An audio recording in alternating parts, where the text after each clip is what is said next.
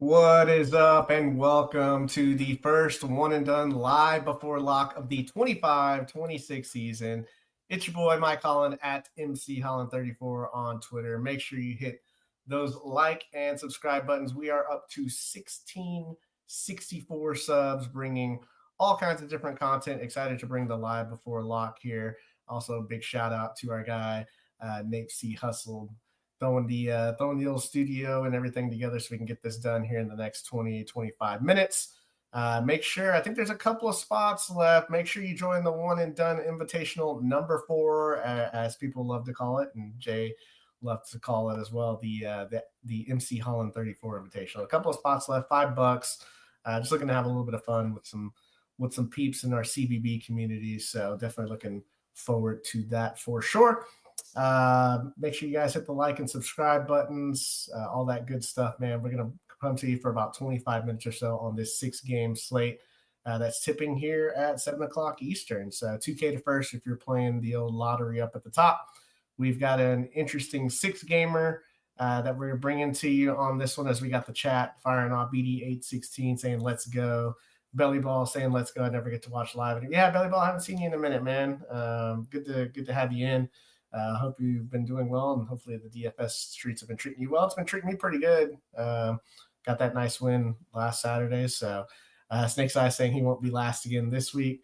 So yeah, I was finished 5th on Sunday. I've had a couple of other top 10 finishes this year. So hopefully we can knock down that lottery. So I'm typically a tournament play, but I'll give you some cash plays in this one as well. I'll try to get out of here in the next 25 minutes or so. So having said that, make sure you hit the like and the subscribe button. Check out everything that we're doing. We got more stuff on the way too. Some pretty exciting stuff I think that we're going to announce here in the next couple of days. So be on the lookout for that as well. All right, so let's dive in. We got KenPom numbers that we're using. These are from either late last night or early this morning. I've got the old JOB that I had to attend for most of the day, but we're pretty locked in on the slate here. First game, tipping us off here, we got VCU a +10 at NC State here. We got a total of 158 here. VCU starting the year off a little slow on offense, 89th in offensive efficiency, 19th in tempo. They are running a deep rotation, 70th in Benjamins. Don't love that. And NC State, pretty solid offensively, although they haven't played anybody of the caliber of a VCU. 151st in tempo. So there's going to be a lot of possessions in this game. Problem with NC State is they've been running a deep rotation, but I think we could see condensed minutes here in a tighter game. So let's start with the VCU side, and we'll go ahead and pull up DraftKings here in just a second to get that going. And we'll start with Lazar Djokovic here. He's 6,900. Coming off a pretty nice start to the year here, 34, 29 fantasy points in 2 of the first 3 games here, 19% usage rate, 20% shot rate. He's rebounding the ball, blocking shots at an elite level, 11%. Got an eye-popping 30 minutes against St. Peter's last game, and they definitely going to need his inside-outside game to be competitive in this one. I wish he was about $500 cheaper as a tournament play, but I mean, due to this pace, man, there should be a lot of possessions for him if he can stay out of fouls. I think he's got a shot to go around that 30 spot again. Barry Evans is probably the guy that I'm most interested in on this side, even though it's kind of tough because he just doesn't take a ton of shots. He's taking more this year. Now, he followed Martelli over from Bryant, so real familiar with the system. He's a guy that can contribute in a lot of different ways. He's 6,500 at the forward spot. He can rebound, assist, block shots, steals. So he can stuff the stat sheet. So there's a lot of outs for him to get there, which is why I think he's probably the best play of all the VCU guys here. Has a lot of ways to get there, but that upside is kind of baked into the price. And one thing that you'll find out about this slate is it's a tough slate. There's not a lot of value pieces that you feel comfortable in here. Jadrian Tracy at 5,800, 27% usage rate. Coming over from Oregon, shooting 44% from 3. I mean, you're getting really secure minutes. Him and Evans are probably the 2 most secure as far as their minutes are concerned. I think you can definitely look at him in large fields, but he's got to get hot from the floor because he's pretty shot dependent most of the time, especially at this price tag, but he can get you some assists. I just have him more as a floor play here. So the VCU side, like, not that exciting. I think Djokovic as a turning option, Barry Evans as just kind of a solid option, and then Tracy is more of a floor play. So flipping it over to the NC State side, We'll start with the star, man, Darian Williams. Got to try to figure out a way to get him in. You're going to have to take some uncomfortable shots down in the 4K range if you can find anything there that's worth looking at. Otherwise, you might have to play like a couple of guys from a mid-major here that we're going to talk about in a minute, maybe even 3 of them to get him in. But we know that when it's a tight game, man, he's just going to have so much usage, a lot of shot right here. He can rebound, assist, just superstar upside. It's just the fact of like, how do you get him into your lineup is the big question. And really, outside of him, I don't have a ton of interest. Like Paul McNeil's sitting here. I'm not chasing 8,300 Paul McNeil.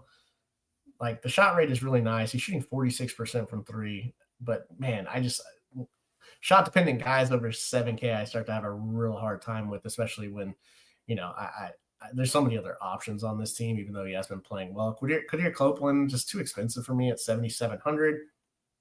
More of a 6K, 6.5, right, that I want to spend to get some type of upside out of him. And he hasn't topped 25 minutes in the first 3 games, even though they've all been blowouts. So it's kind of hard to look at minutes.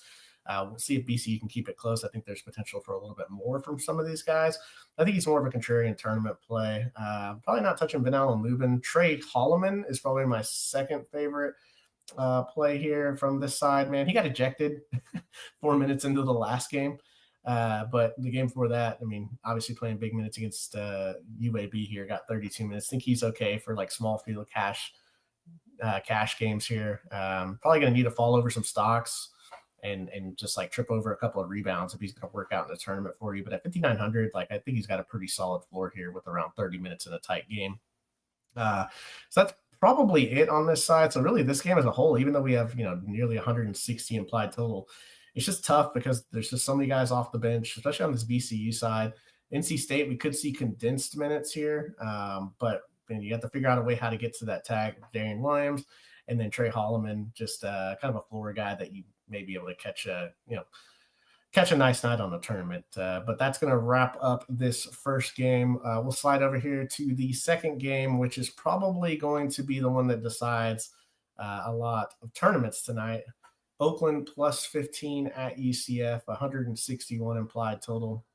Oakland implied for 73 points, UCF for 88 points. Oakland 230th in tempo, 363rd in bench minutes, which is the huge thing that we want to pay attention to.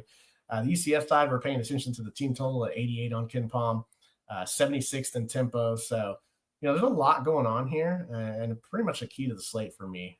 So, look, if you're looking at this Oakland side, implied for 73, starters are playing max minutes. They played a brutal schedule so far. Houston, Purdue, Michigan, all on the road. So, yeah, I mean, they're coming on the road to UCF, and UCF is barely, 96th in defensive efficiency. So you feel pretty solid that they're going to be able to do a little bit more, even though some guys have put up solid games against some of these top 5 teams in the country, top 10 teams in the country. So, yeah, it starts with Isaac Garrett. He's at 6,100 a forward. Really, it's just about how many shots he's taking, how many minutes he's playing. 33, and 37 minutes against the 3 Power 5 teams. The rates are not great, even though usage rate's at 24, but everything else is just kind of like the rates aren't good, but because he's playing so many minutes, like the opportunities are kind of there. So while the rebounding rate's not great, like he's getting 5, 6, 7 rebounds just based on being on the floor for 33 to 37 minutes. So I thought the big thing here, 35 fantasy points against Houston's front court, that's kind of eye-popping, right? Like if he can do that against them, I can definitely see him doing that against UCF. So definitely a tourney play against a much softer interior, especially in a pace-up opportunity here. You got Buru Navalurua, who's at 5,800. Easy for me to say. Have him on our Fantrax Best Ball League. He's been okay. Obviously, some tough matchups. 29, 31, 15, and 30 as far as fantasy outputs, which isn't bad considering the competition that they faced. He's a guy that can get a double-double in the spot. He put up 31 fantasy points and 29 against Purdue and Michigan. So those front courts are going to be much stronger than the front court that he's going to see. So definitely love him here. I think he's good in all formats, honestly. I think he's got a decent floor in this spot, and I think he's got some upside to get up into the 30s. So, yeah, Buru definitely in on. The rest of these guys, they're going to be on the floor a lot. I worry a little bit about Zaire Wells at 5,300. He's played really well to start the year. He scorched Purdue. He had 41 fantasy points. He might have been close. If he was not on the GPP winner, there was somebody that played him at 1% that was up there. at the top when it was all said and done. So he's taking a bunch of shots. They need his scoring. They need his his rebounding.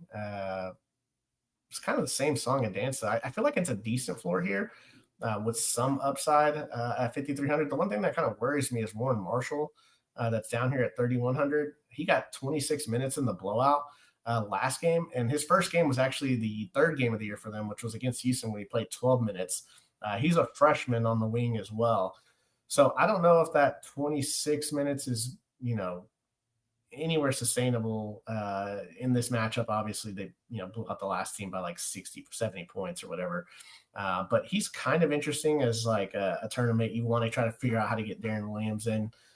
So Warren Marshall, a little interesting, and I think he may hurt the minute ceiling of Zaire Wells. We're not sure yet.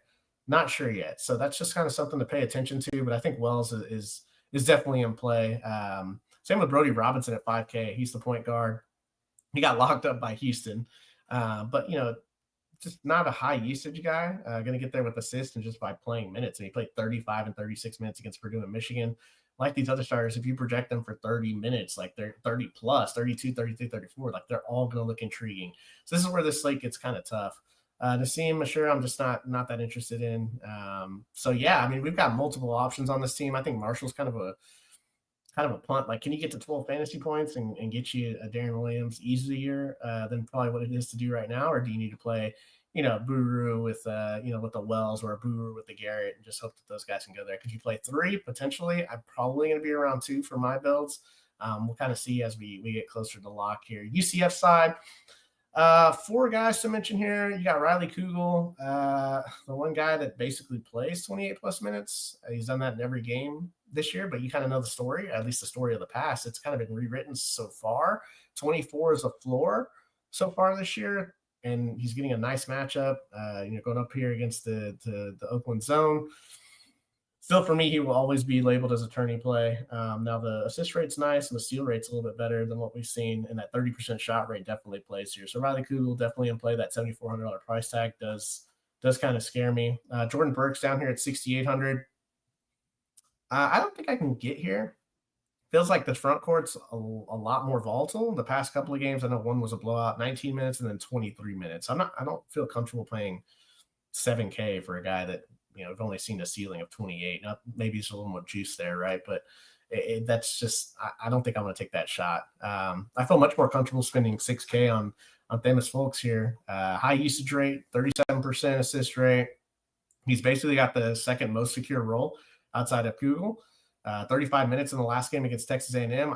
And I don't love the 16% shot rate, but like you got to think he's got an opportunity for a lot of assists in this one. So I think he's got a little bit of juice in tourneys, but I think he makes more sense as like a smaller field or a cash game target. The guy in tournaments that's a lot more interesting is JaMychal Stillwell. Like I said, this front court is volatile. So Stillwell is 5,700. Started the last couple of games. Minutes could fluctuate. So, make sure he's in the starting lineup.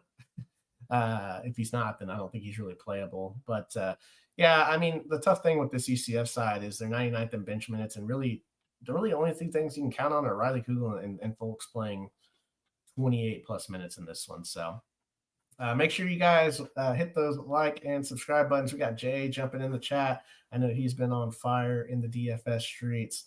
Darren, what's up, man? Yeah, he likes folks' assist numbers. Marshall the fourth, mispriced. I think it's a misprice. I think it's just not secure for what you're going to get from him, but I think he's definitely an interesting, like if you're playing, I played a ton of lineups and I try to get exposure to a lot of stuff. So I'm not saying I'm, going more than like 10% on him, but I think he's an interesting way to try to find value because that's going to be one of the hardest things to do on this slate. Isaac jumping in here. What's up, Isaac? Good to see you, my man. Good luck tonight. All right. We got the next game here. Tulsa plus 11 at Kansas State, 161 implied total. Tulsa implied for 75 points. Kansas State implied for 86. Kansas State definitely going to pace Tulsa up. We also have the revenge narrative for PJ Haggerty here. Let's start on the Tulsa side. 4 starters playing 30-plus minutes, so you definitely like that. Miles Barnstable, 7,300. Does a little bit of everything. I feel like he's a decent play. The tourney upside does feel capped by this price tag at 7,300. So I don't know that I'll have too much of him, but I could definitely see, if you're kind of at that price point, last man in, like there are worse plays. Tylen Riley down here at 6,600, so you're saving $700 off. 27% usage rate, 21% assist rate. Could he 4X on this slate? Sure, and that's actually pretty good for this slate. Do I want to pay to find out? I don't think so. Like I say, we're getting these Oakland guys for much cheaper. So, yeah, I think that these guys are obviously in play if they're going to play 30-plus minutes. The guy that excited about, and the price tag's not going to stay down here much longer. Don't know how many more slates we're even going to have till on. But David Green, the forward, 6K, 31% usage rate, 32% shot rate, 27% combined rebounding rate, 24% assist rate. Like the guy that you should be getting exposure to in your lineups. So, look, this is obviously going to be a tougher matchup. But I love him. He's in play in all formats here. I'm not playing Smickle or Papula, man. I'd rather just flip it over to the Kansas State side, where we have our guy, PJ Haggerty, man. He's 9,800, and he's gone 37, 46, and 37 in his first 3 games of the season as far as fantasy points. The usage is massive, 33%, 30% assist rate. Like he's going to play 34, 35 minutes, just a massive floor. He's also got tourney upside. I talked about the revenge spot. This is where he started his career. So definitely love Haggerty. It's just a question like Darren Williams, like who do you play to get to these guys? Nate Johnson, an awesome pivot at $1,900 discount. And, he's one of those guys that can kind of produce all over the board here. And I think he's the most secure guy to play 29 plus minutes here to get into the 30s. It's really him, Haggerty, and really Abdi Bashir. But outside of that, I don't know that I'm going to play him much tonight, but at 79, because I'm trying to get to Haggerty. But Nate Johnson at 7,900 is definitely a tournament play. Abdi Bashir, I'm not really going here. He's 7,100, man. But like, there's just like Haggerty and Johnson just control so much of this offense that he doesn't really have the other rates to kind of go with it. He doesn't rebound the ball. He's not going to get you a bunch of assists. Like, it's just kind of one of those things where he's overpriced by at least 1,000, I feel like. So that'll wrap up this game. I'm just more inclined to use David Green. And then asking about the Castillo being shot dependent.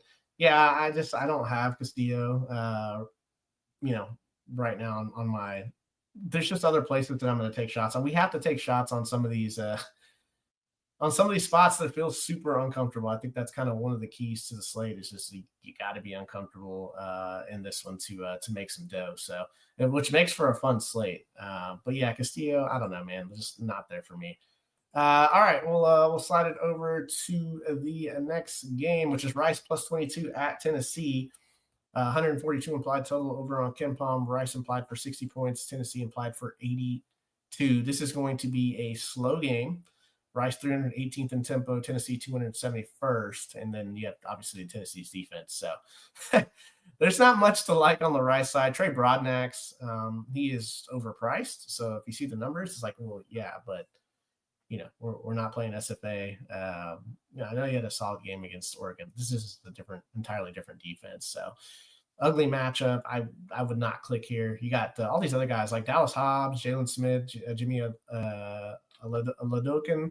I'm not doing it, man. Like Dallas Hobbs, the minutes have come up every single game. He entered the starting lineup in the last one. I'm probably just crossing off Rice. I don't want to try to figure out like who's going to get them there on 60 implied total, and so should you. So just don't do that.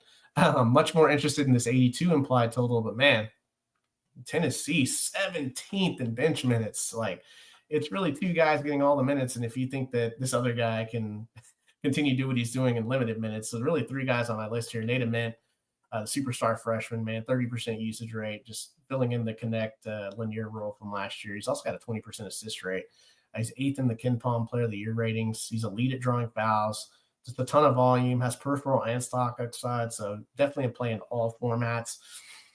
This price tag, I was like, whoa, JP Estrella here at 7,500. And look what he's done the last couple of games. But you got to pay attention to like who they're playing and how many minutes. Like this Northern Kentucky and North Florida comes off the bench, plays 20 minutes and just absolutely smashes them for 36 and 41.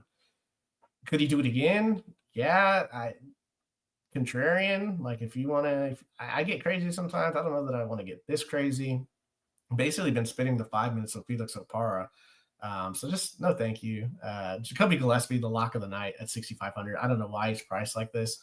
I mean, like if you fade this guy and it works out, like please like email me the almanac that you are using, because that doesn't make a lot of sense to me. So just lock in Jacoby Gillespie and everything that you're doing tonight. So that is 4 games down. We got 2 more to dive in here. Kenna Mint and Estrella both put up 40 fantasy points. I'm not playing Estrella, so if you want to pay that to find out if you can do that in 20 minutes against Rice, by all means. JP Estrella, the one that got away from Fran. So yeah, I'd much rather play Mint. It's more of a question of the Mint and Gillespie together. Do I think? Yes, I think it can get there. I'm probably just playing Gillespie and a Mint on separate lines, but yeah, it's a great question there, Darren. So, all right, remember, make sure you hit those like and subscribe buttons. Got about, we'll go for another like 8 minutes or so here and get you guys out of here. This one will be pretty quick at least on the Southern Utah side. They're plus 33 at Gonzaga, 157 implied total over on Ken Palm. Yeah, I mean, there's gonna be a lot of pace and possessions, which is why I'm going to take some shots on the Southern Utah side. 62 implied total, yeah, but there's going to be so many possessions here. Jaden Faroa, 24% usage rate. Like, yeah, this is just a tough matchup. Like, Gonzaga looks really good defensively, 4th in defensive efficiency. So this is why you see a team total of 62. Kind of a boom bust play. I would just rather use the cheaper guys and just hope that one of those guys gets there, because I have a hard time seeing him pay off 6,700. I'm much more interested in Elijah Duvall and Kel Barclay. So Duvall at 5,400.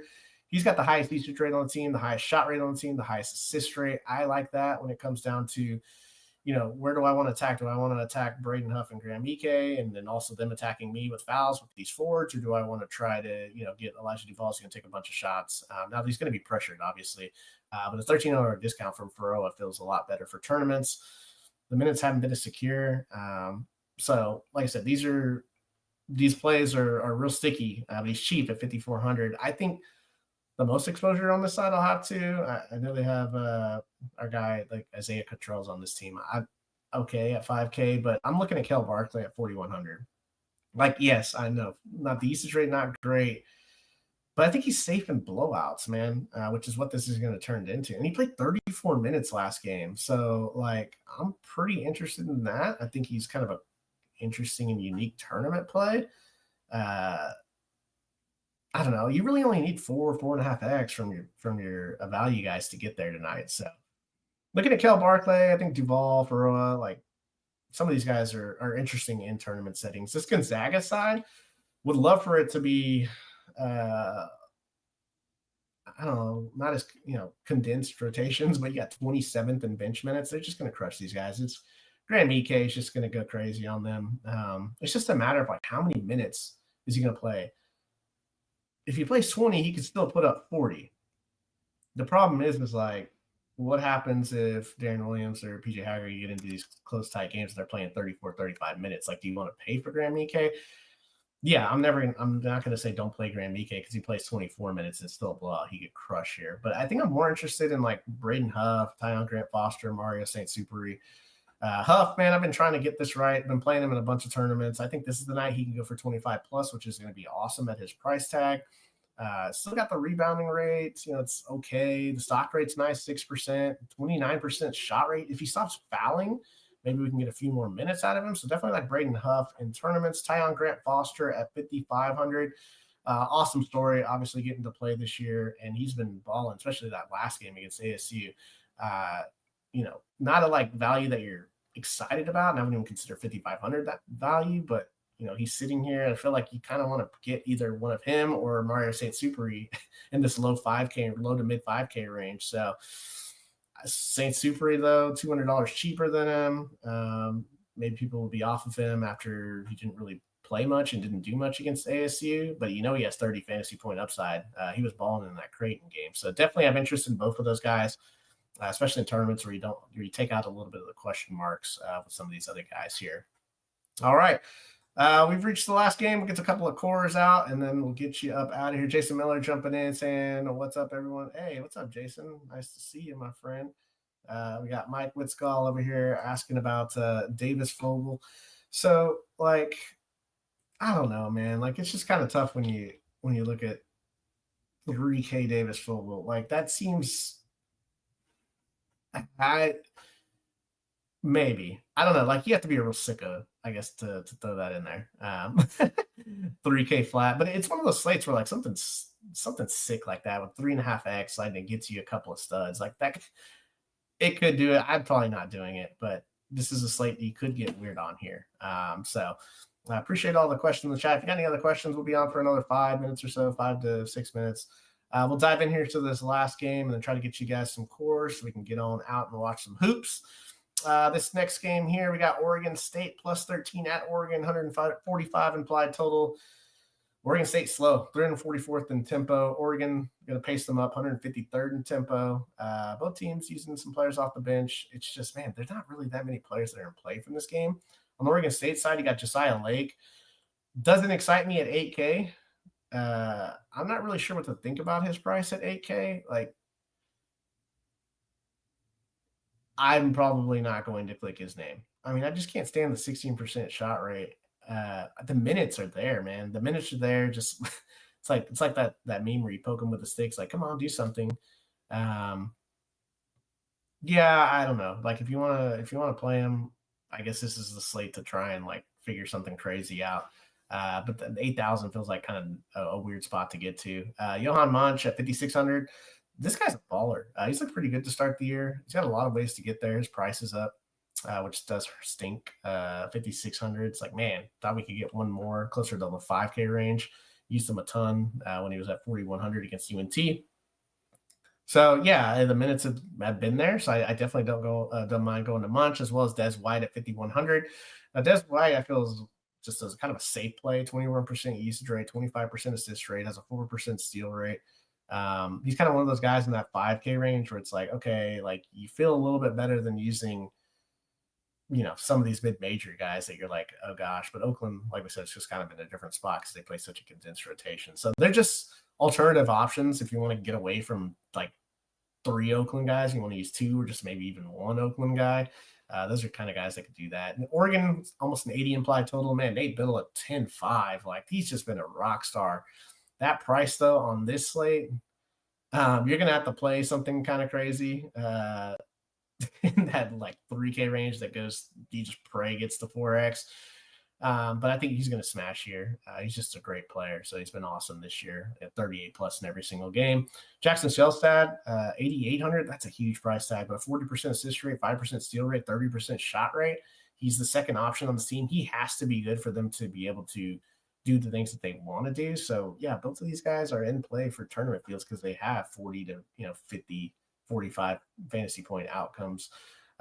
Especially, in a rivalry game where they're projected to score close to 80. So that'll wrap up the rundown real quick. All right, let's get you a quick cash core here. All right, so for the cash core, I kind of went with guys I just feel real safe about. Buru Navalarua from Oakland. I feel like he's going to have a pretty solid game. We've seen him be successful against these P5 teams, and now he gets, the P5 team that's not great defensively. So I definitely like Brewer at 5,800. In that same game, Themis Folks, I think he's got a sick floor here with his assist rate. I think he can maybe even pay off in tournaments at 6K. Jacoby Gillespie, you just lock him into cash or tourney. And then I think PJ Haggerty is probably the safest spend up just from where a floor perspective, the revenge narrative. I feel safest about using PJ Haggerty. So yeah, that'll round out the core for cash or like smaller field tournaments. It leaves you with 54.75. Like, so you may have to take an ugly stab at something down below to kind of get into that mid-tier range. For tourneys, Jacoby Gillespie, just throw him in. Like I said, I like taking some shots at Braden Huff at 6,300. David Green has a lot of upside at 6K. And then, I talked about him a minute ago. Kel Barclay, 4,100.